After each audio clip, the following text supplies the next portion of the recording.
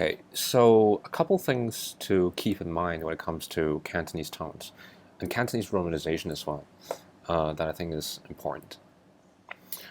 Okay, so let's start with romanization. So let's kind of give a definition of romanization. So what exactly is it? Okay, in my opinion, I would define it as a representation of the sounds in the original language. Okay, in this case, Cantonese, using the Latin alphabet. Okay, the key word here being representation. It's very important that we understand this. There we go, a keyword representation. And so there are two functions of romanization. First of all is it saves sound information, because for language like Cantonese or Mandarin, like the Chinese languages, the sound information is actually not embedded in the character. So looking at a character, it's impossible to know how it's pronounced. You can guess, but guessing is not equivalent to being 100% sure it's pronounced a certain way. And second of all, it serves as a representation to help, represent a system to help represent Chinese characters for native speakers and for foreigners who are learning Chinese languages like Cantonese or Mandarin alike. But the important thing to realize is that romanization is not equal to English. It would be wrong to treat the two as the same thing.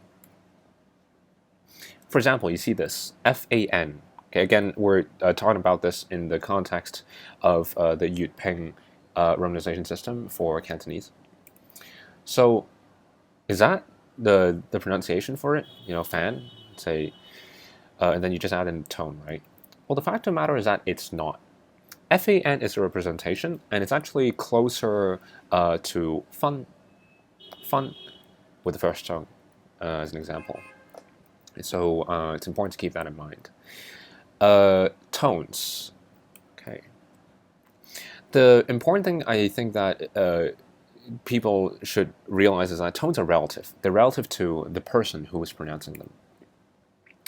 And it's important to remember that everyone pronounces them differently, because our registers are different, our voice registers.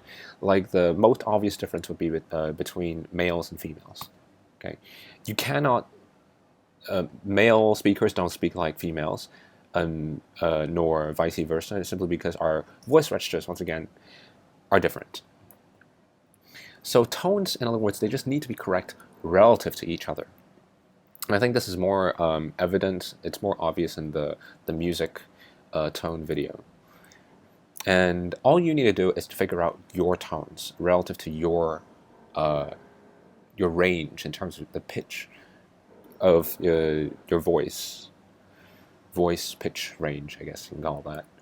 So for example, this particular phrase, using my voice, I would probably read it as 人之初性本善.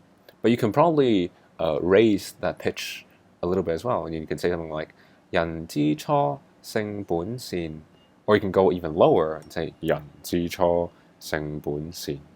So all of these are right. They just need to be correct relative to each other. All right.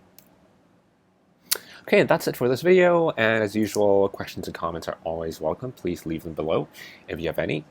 And thank you so much once again for watching this video. If you liked it, please click the thumbs up button. And don't forget to subscribe to this channel if you haven't already done so. All right, that's it for today. And I'll see you guys in the next different video. Cheers.